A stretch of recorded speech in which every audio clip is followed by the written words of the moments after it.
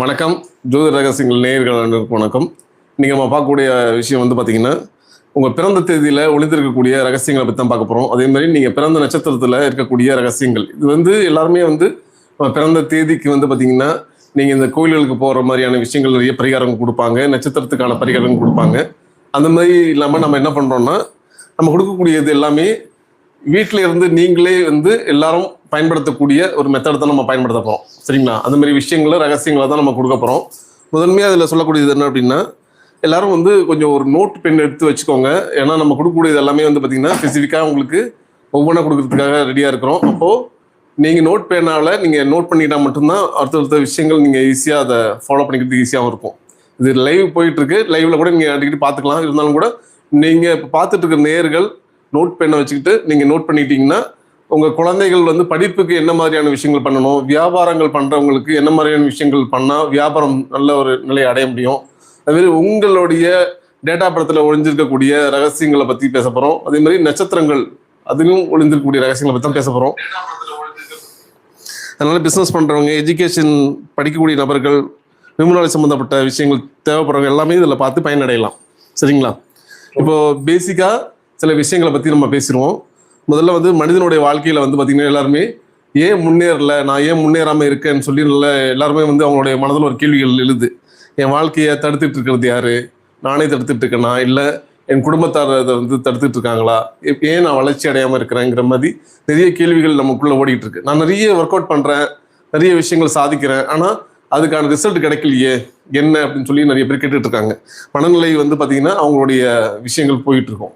இதுக்கெல்லாம் காரணம் என்னவா இருக்கும்னு நீங்கள் நினச்சிங்கன்னா, இதுக்கு ஒரு முக்கியமான காரணம் வந்து பார்த்தீங்கன்னா நம்மளுடைய மனநிலை. சரிங்களா? மனநிலை அப்படிங்கிறது, இந்த நிலைன்னு ஒரு விஷயம் சொல்கிறோம் இல்லையா, மனதும் அப்படிங்கிறது காலையில் நீங்கள் யோசிக்கிற விஷயத்த இப்போ யோசிக்கிறீங்களா கேட்டால் கிடையாது. அப்போ மனதில் எண்ணங்கள் ஓட்டங்கள் நிகழ்ந்துக்கிட்டே இருக்குது. அப்போ நிகழக்கூடிய விஷயத்தில் நம்ம காலையில் ஒரு விஷயம் யோசிக்கிறோம், அடுத்த நிமிஷமே அடுத்த செகண்டே வேறு விஷயத்துக்கு மாறிடுறோம். நம்ம நிலை வந்து மாறிக்கிட்டே இருக்குது. அப்போ ஒரே நிலையில் இந்த மனது இருக்கிறது இல்லை. அப்போ மனம் நிலை மாறிக்கிட்டே இருக்குது. அப்போ மாறிக்கிட்டு இருக்கும்போது நம்ம செய்யக்கூடிய செயல்பாடுகளும் செயல்களும் மாறிக்கிட்டே இருக்குது. இப்போ இது மாற மாற என்ன ஆகுது அப்படின்னா, நம்ம எதிர்பார்க்கக்கூடிய வளர்ச்சி அப்படிங்கிறது நம்மகிட்ட கிடைக்காம இருக்குது. அப்போது இதை நிரந்தரமாக ஒரே நிலையாக வைக்கிறதுக்கு நம்ம என்ன பண்ணணும், அதுதான் அதில் உள்ள ரகசியத்தை நம்ம வந்து வெளிப்படுத்த போகிறோம். சரிங்களா? அதுமாதிரி எப்பயுமே வந்து பார்த்திங்கன்னா ஒருடைய மனநிலை இருக்கு இல்லையா, அது என்னவா இருக்கும்னா ஒரே இடத்துல நிலைச்சு நிற்கிறது இல்லை. அது இடத்துக்கு தகுந்தாற் போல நம்ம பார்க்கக்கூடிய விஷயங்கள், பேசக்கூடிய விஷயங்கள், காதல் கேட்கக்கூடிய விஷயங்கள் தகுந்தாற் போல மாறிக்கிட்டே இருக்குது. அப்போது இது மாறிக்கிட்டே இருக்குது. இது மாற மாற என்ன ஆகுது, நான் ஒரு விஷயம் முன்னாடி யோசிச்சு விஷயத்த நான் என்னோட மனநிலையிலே மாற்றிக்கிட்டே இருக்கேன். சரியா? இப்போ ஒரு விஷயம் நல்லதுன்னு யோசிச்சு வச்சுருப்பேன். என்னுடைய எண்ணங்களில் வேறு வேறு விஷயங்கள் உள்ளே வர வர அந்த எண்ணத்தை நான் என்ன பண்ணுறேன், நடக்கக்கூடிய நம்ம நினச்சிக்கிட்டு இருந்த விஷயம் தப்பு அப்படிங்கிற எண்ணத்துக்கு நான் போயிடுறேன். இப்போ இது மாதிரி மாறிட்டே இருந்துச்சுன்னா நம்மளுடைய நிலை அப்படிங்கிறது அங்கே இருக்காது. இதுதான் நம்ம என்ன பண்ணுறாங்கன்னா ஹெட்ஸ்ன்னு சொல்கிறோம். நம்ம ஃப்ரீக்வன்சி, நீங்கள் என்ன மனநிலையில் ஒரு விஷயத்தை யோசிக்கிறீங்க அதை பொறுத்து தான் உங்களுடைய வாழ்க்கை மாறும், நீங்கள் ஜெயிக்க முடியும். அப்போ என்ன மனநிலையில் நீங்கள் யோசிக்கிறீங்க, என்ன மனநிலையில் நீங்கள் அந்த விஷயத்தை செய்கிறீங்க, என்ன மனநிலையில் நீங்கள் அந்த விஷயத்தை உள்வாங்கினீங்க அப்படிங்கிற விஷயத்தை கொண்டு தான் நம்மளுடைய வாழ்க்கை தரம் உயர்ந்துகிட்டே இருக்குது. சரிங்களா? என் வாழ்க்கை தரம் ஏன் உயரலைன்னா இந்த ஃப்ரீக்வன்சிங்கிறது ஒரு விஷயம் இருக்குது. ஹெட்ஸ் ஃப்ரீக்வன்சி சொல்கிறோம். இந்த ஹெட்ஸ் ஃப்ரீக்வன்சியை வந்து பார்த்திங்கன்னா லோ லெவல்லேருந்து ஹை லெவல் வரையும் பிரிச்சுருக்குறாங்க. நீங்கள் கூகுளில் கூட போய் பார்த்தா தெரியும். ஹியூமன் ஃப்ரீக்வன்சின்னு போட்டிங்கன்னா அந்த ஃப்ரீக்வன்சியினோட அளவு முறைகள் வரும். இப்போ இந்த அளவு முறைகளில் நம்ம என்ன அளவு முறையில் நம்ம இருக்கோங்கிறது அதில் காட்டிடும். சரிங்களா? அப்போது அந்த அளவு முறையில் நம்ம இருக்கிறதுக்கு நம்ம என்ன பண்ணணும், நம்ம நிலையை மாற்றிக்கிறதுக்கு என்ன பண்ணணுங்கிற விஷயங்கள்லாம் ரகசியங்கள்லாம் அதில் ஒழிஞ்சிருக்கு. சரி, அதை பற்றி தான் இன்றைக்கி நம்ம முழுமையாக பார்க்க போகிறோம். மனிதர்கள் வந்து பார்த்திங்கன்னா எப்பயுமே என்ன பண்ணுறாங்கன்னா, நமக்கு நடக்காத விஷயத்தை பற்றி தான் அதிகமாக யோசிக்கிறோம், நடக்கிற விஷயத்தை பற்றி யோசிக்கிறது இல்லை.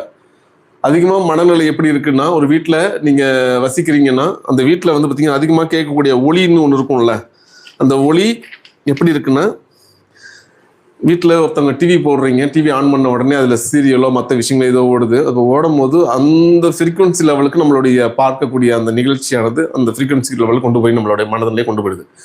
ஒரு மனிதன் யோசிக்கக்கூடிய விஷயம் என்னென்னா 3 விஷயம்தான். ஒன்று, கடந்த காலத்தில் நடந்த கவலைகள் கசப்புகளை பற்றியும் விருப்புகளை பற்றி யோசிச்சுட்டு இருப்பாங்க ஒரு நாளைக்கு. 2வது, எதிர்காலத்தை நினச்சி ஒரு பயம், அச்சம், பதற்றம் இதுக்குள்ளேயே வாழ்ந்துட்டு இருப்பாங்க. நிகழ்காலத்தில் நிலையாக இருக்க மாட்டாங்க. சரிங்களா? இந்த மனிதனாக பிறந்த நம்ம எல்லாருமே இந்த 3 விஷயத்தை பற்றி யோசிப்போம். நிகழ்காலத்தில் வாழ்றது இல்லை, கடந்த காலத்தில் நடந்த தவறுகளையும் கசப்பான விஷயங்களையும் நினச்சி நம்ம வாழ்க்கையை ஓட்டிகிட்டு இருக்கோம். இன்னொன்று எதிர்காலத்தை நினச்சி பயந்துட்டு இருக்கோம். இதுதான் நடக்குது. அப்போ அந்த நிலையான ஒரு விஷயம் ஏன் வாழ்க்கையில் நடக்கலைங்கிறதுக்காக சொல்ல வரேன். நீங்கள் நிகழ்காலத்தில் நிலையாக ஒரு விஷயம் ஒரு ஃப்ரீக்வன்சியில் இல்லைன்னா அது உங்களால் வாழ்க்கையில் ஜெயிப்பதற்கான வழிவகை இருக்காது. சரிங்களா?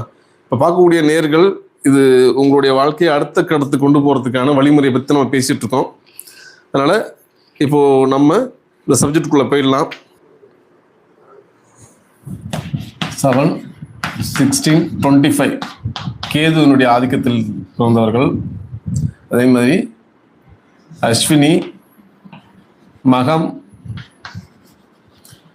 மூல நட்சத்திரத்தில் பிறந்தவர்களுக்கானது அதிர்ஷ்ட படங்களை பற்றி பார்க்க போகிறோம். அதில் முதன்மையானது வந்து பார்த்திங்கன்னா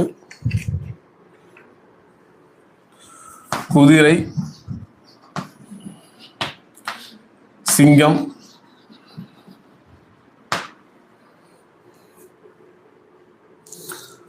ஆலமரம், மலை,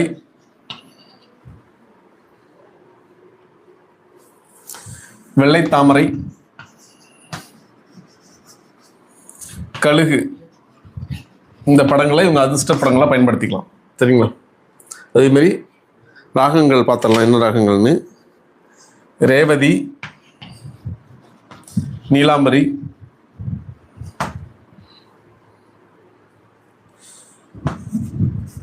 ஹிந்தோளம் அப்படிங்கிற ராகம், மத்திமியாவதி ராகம், ஆனந்த பைரவி.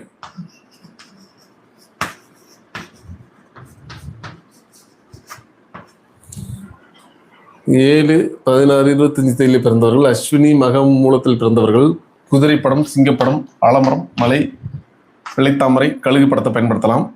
அவங்க பயன்படுத்த வேண்டிய பணவரத்துடைய ராகங்கள் வந்து ரேவதி, நீலாம்பரி, ஹிந்தோளம், மத்தியாவதி, ஆனந்த பைரவி. சரியா? இதுமாரி இவங்க பயன்படுத்தின ஹெட்ஸ் வந்து பார்த்திங்கன்னா 40 ஹெட்ஸு, 10, 8, 7.83 ஹெட்ஸ் இதெல்லாம் அவங்க பயன்படுத்திட்டு உங்கள் வாழ்க்கையில் வெற்றி அடைவதற்கான வழிவகையை பார்க்கலாம்.